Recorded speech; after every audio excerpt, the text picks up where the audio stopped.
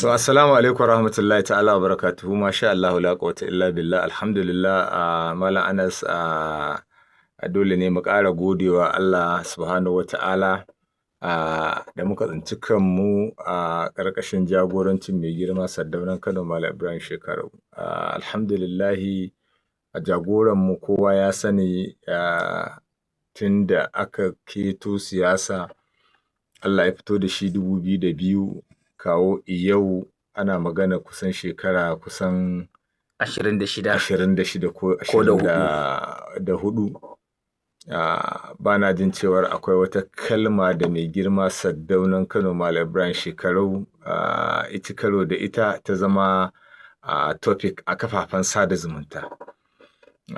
Kuma kullum ina gaya wa mutane cewar duk lokacin da za a yi haɗuwa saboda Allah, a yi haɗuwa don Allah, ba haɗuwa ta buƙata ba. At least ka taho na taho Allah ne ya haɗa mu, to amma a yi haɗuwa saboda Allah, domin duk lokacin da aka yi haɗuwa saboda Allah, Allah yana shiga cikin lamarin. Duba da abin da ya sa ne wannan magana shine mun ga abubuwa da yawa a jihar Kano.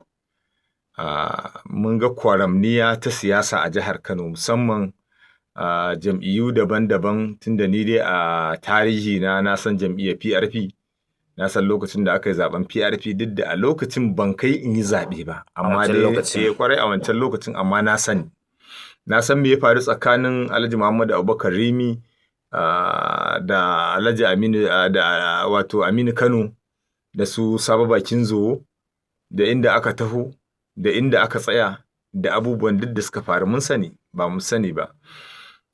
Na biyu aka taho jamhuriya ta uku, ko in ce jamhuriya ta biyu zan ce, wanda Kabiru Gai ya zama gwamna a jihar Kano. Mun san abin da ya faru ya zama tsawon shekara biyun da Kabiru Gai yi gwamna, sannan mun san me ya faru a bayan wannan lokaci. Sannan aka to jamhuriya ta uku, wacce jamhuriya ta uku din nan ita ce wacce a fahimta ta shine ina jin 1999.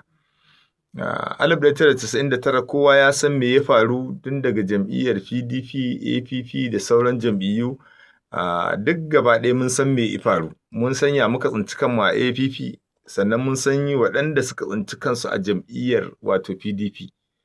Wato idan ka kalli kwaramniyar da take faruwa shine, tun daga wancan jamhuriya ta farko kawo jamhuriya ta biyu ta uku har kawo yanzu, duk lokacin da wani yake jin cewar ya ɗauki wani zai sa shi a gaba, idan dai ba haɗuwa ce ta dan Allah ba, to ba na jin cewar ana wanyewa lafiya.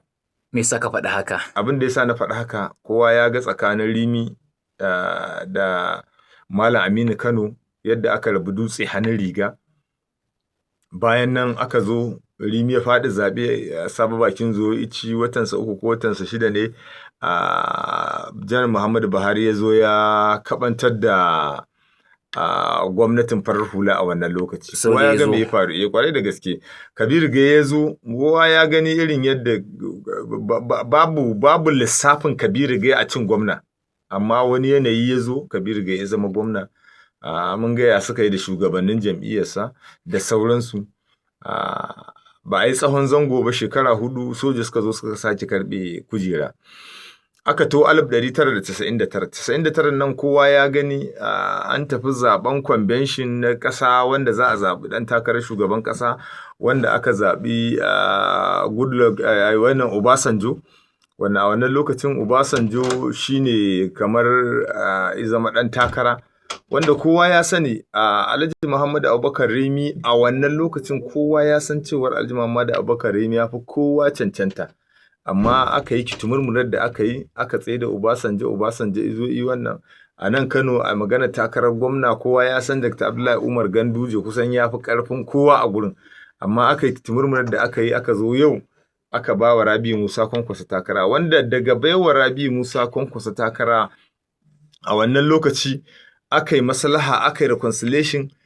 Dr. Abdullahi Umar Ganduje iya yadda ika karɓi mataimakin gwamna, wanda abin takaici in ka kalli irin kilik ɗin da suka zo suka fito da Kwankwaso, babu wanda Kwankwaso bai kora daga fadarsa ba, wanda a yanzu waɗanda in ma sun rage suna nan ba su tare da Rabi Musa Kwankwaso. Da a wancan lokacin kamar Ganduje ne takarar gwamna. A shi ma ɗan takarar gwamna ne, takarar gwamna yake yi. So kaga idan ka kalli wato duk lokacin da wani gungu ya haɗa wani gungu yake so wane yake so, in dai ba dan Allah yake son sa ba, in dai ba dan Allah ba a manufar Allah aka haɗu ba, wallahi sai an samu damuwa, sai an samu matsala, sai an samu rarrabuwar kawuna. Kowa ya kalla Rabi Musa Kwankwaso sai da ya karkaɗar da kowa, duk wani wanda yake bin sa a siyasance sai da Rabi Musa Kwankwaso ya mai da shi baya, sai da yi masa butulci.